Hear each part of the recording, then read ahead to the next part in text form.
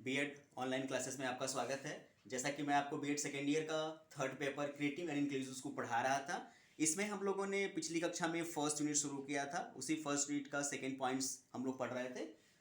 पिछली चर्चाओं में हमने आपसे बात किया था educational of children with special needs. इसमें कुछ आवश्यक बातें मैंने बताई थी, कुछ और बातें जो इसमें रह गई थी आज उसकी हम चर्चा करेंगे। देखिए, मैंने आपको बताया था कि सन 1981 में 1981 में संयुक्त राष्ट्र संघ के द्वारा राष्ट्रीय इसे एक राष्ट्रीय विकलांग दिवस मनाना शुरू किया गया था। वैसे तो इसकी शुरुआत 1959 से ही शुरू हो जाती है, लेकिन सन 1981 को 1981 को संयुक्त राष्ट्र संघ के द्वारा राष्ट्रीय विकलांग वर्ष घोषित किया गया था और ये बताया गया था कि अंतर्राष्ट्रीय स्तर पे विकलांगिक वर्ष क्यों मनाया जाता है। कहने का तात्पर्य यह था कि लोगों के अंदर विकलांग लोगों के प्रति, चाहे वो किसी प्रकार के विकलांग हो, शारीरिक विकलांग, मानसिक विकलांग, व्यक्तिगत विकलांग या तमाम प्रकार की जो मानसिक या शारीरिक समस्याएं होती हैं, इन तमाम तथ्यों के लोगों से संबंधित जो लोगों की भावनाएं हैं, जो विचार है, या वो जो विकलांगिक लोग हैं उनके मस्तिष्क में जो कमियां हैं, जो समस्याएं हैं, जो शारीरिक या व्यक्तिगत तौर पे अपने आप को दूसरे लोगों से अलग समझते हैं, इन तमाम कमियों के दूर करने हेतु साथ ही साथ समाज को जागरूक बनाने के लिए ही संयुक्त राष्ट्र संघ के द्वारा सन 1981 में राष्ट्रीय विकलांग वर्ष घोषित किया गया था। और ये बताया गया था कि प्रत्येक देश, इसमें हमारा भारत भी शामिल था, प्रत्येक देश अपने स्तर से इन विकलांगिक लोगों की शिक्षा की व्यवस्था के लिए अपने यहाँ कुछ तमाम सूचनाएं और कार्यक्रम निर्धारित करे, जिसकी सहायता से ये जो विकलांगिक लोग हैं, जो किसी कारणवश सामाजिक या व्यक्तिगत तौर पे तमाम समस्याओं से ग्रसित हैं, ये समस्याएं इनकी दूर हो, वे लोग भी विकास की मुख्य धारा से अपने आप को जोड़ लें और उस जोड़ने के क्रम में शिक्षा की व्यवस्था के माध्यम से धीरे धीरे उनका सामाजिक व्यक्तिगत सुधार शुरू हो जाए। इसी क्रम में देखिए, हम थोड़ी सी बात करेंगे। ऐसा नहीं है कि 1981 में ही, अगर हम भारत की बात करें तो 1981 में इस बात की चर्चा की जा रही थी। थोड़ा सा इसके पहले जाते हैं, 1964 की बात करते हैं, आज़ादी के बाद की बात करते हैं, संविधान लागू होने के बाद की बात करते हैं। जो हमारे भारत में सबसे पहला हमारी शिक्षा की व्यवस्था में जो आयोग बना, जिसे हम कोठारी आयोग कहते हैं, जो डीएस कोठारी, दौलत सिंह कोठारी के नाम से भी जाना जाता है, या जिसे हम राष्ट्रीय शिक्षा नीति या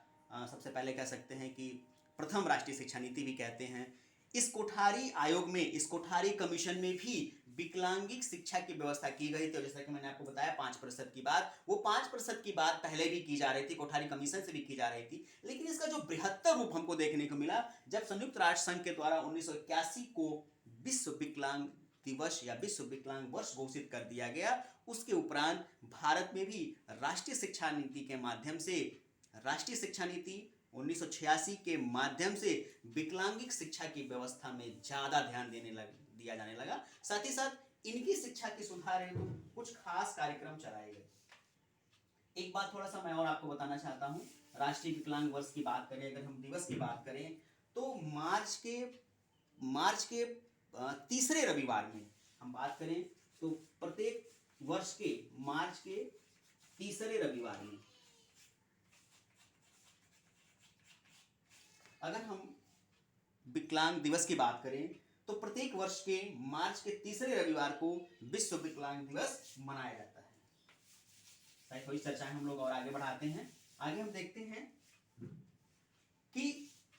यदि हम विकलांगिक लोगों को शिक्षा की व्यवस्था से जोड़ना चाहते हैं, इनकी जो शैक्षिक या कह सकते हैं सामाजिक या व्यक्तिगत जो व्यवस्थाएं हैं, जो इनके आधार को मजबूत बनाती हैं, इसके लिए कोठारी कमीशन में भी एक बात कही गई थी। साथ ही साथ न्यू एनपी, जिसे कहते हैं न्यू एजुकेशन पॉलिसी, उसमें भी कुछ खास बातें बताई गई थी जिनकी सहायता से हम इन विकलांग बच्चों की शिक्षा की व्यवस्था को आगे बढ़ा सकते हैं। इसमें सबसे पहली बात जो कही गई थी, विद्यालयों की बात कही गई थी। तो इसमें कहा गया कि ऐसे विद्यालय बनाए जाएं, ध्यान दीजिएगा, इसमें कहा गया कि ऐसे विद्यालय बनाए जाएं जो छात्रों के मानसिक स्तर, सामाजिक स्तर या उनकी व्यवस्था को सुधारने में सहायता करें। सबसे पहले इसमें कहा गया शारीरिक दूसरा कहा गया मानसिक, और तीसरा कहा गया सामाजिक। कहने का तात्पर्य था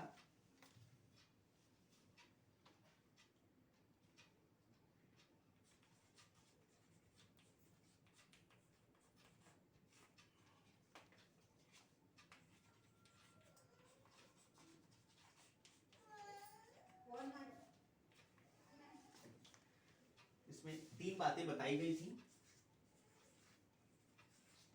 थोड़ा जगह वहां का थोड़ा सा छोटा करके इसको लिखा गया है, समझने की जरूरत है कि शारीरिक विकलांगों के लिए विद्यालय, यानी भारत सरकार या संपूर्ण विश्व जो कि विकलांगिक शिक्षा की व्यवस्था में शामिल हो रही थी, ये कहा गया है, ये बात दोनों जगह कही गई थी, कोठारी कमीशन में भी कही गई थी और राष्ट्रीय शिक्षा नीति 1986 में भी कही गई थी। साथ ही साथ 1992 पुनःचर्या राष्ट्रीय शिक्षा नीति की जब बात कही जाती है तो उसमें भी इस प्रकार की व्यवस्था की बात कही गई थी। सबसे पहले कहा गया था कि शारीरिक विकलांगों के लिए विद्यालय, यानी समाज में ऐसे खास तौर पे स्कूल विद्यालय बनाए जाएं जो शारीरिक तौर पे विकलांग बच्चों की शिक्षा की व्यवस्था को उपलब्ध करा सके। हालांकि अगर हम वास्तविक तौर पे देखें तो हमारे यहाँ स्थितियां उस प्रकार की नहीं थी, उतना हमारे पास आर्थिक विषमताएं नहीं थी कि हम इन शारीरिक रूप से विकलांग बच्चों की शिक्षा की व्यवस्था को अलग से लागू कर सके। जहाँ तक प्रयास किया गया तो कुछ राज्यों में, जैसे कह सकते हैं हम हैदराबाद, उत्तर प्रदेश या अभी जो वर्तमान में उत्तराखंड है, कुछ राज्यों में या महाराष्ट्र है, कुछ राज्यों में इस प्रकार की शिक्षा की व्यवस्था लागू की गई, लेकिन ये संपूर्ण भारत में लागू शायद न की जा सकी क्योंकि कुछ आर्थिक विषमताएं थी। इसके लिए ये आगे 1992 राष्ट्रीय शिक्षा नीति जब आती है तो उसमें एक बात रखी जाती है कि जो ये विकलांगिक शारीरिक रूप से विकलांग बच्चे हैं, अगर ये समान विद्यालय में भी जाते हैं तो उस समान विद्यालय की व्यवस्था को भी ऐसा बनाया जाए कि वो बच्चे अपने आप को वहाँ पहुँचने में कह सकते हैं कि असमर्थ न महसूस करें। इसके लिए आपने देखा होगा एक प्राथमिक विद्यालय का अवलोकन आप करेंगे तो आप देखते हैं कि समान बच्चों के लिए चढ़ने के लिए सीढ़ियाँ होती हैं, वहीं विकलांग बच्चों को चढ़ने के लिए रैम्प्स बनाए जाते हैं, उस रैम्प की दोनों तरफ डंडियाँ लगाई जाती हैं। दूसरा है मानसिक विकलांगों के लिए विद्यालय। ऐसी व्यवस्था रखी गई 1986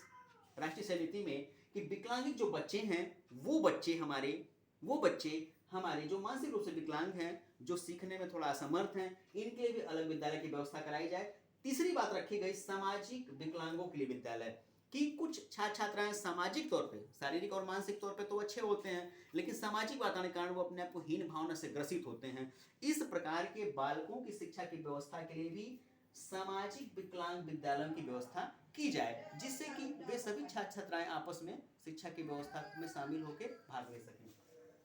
थोड़ी सी बात आगे हम कर लेते हैं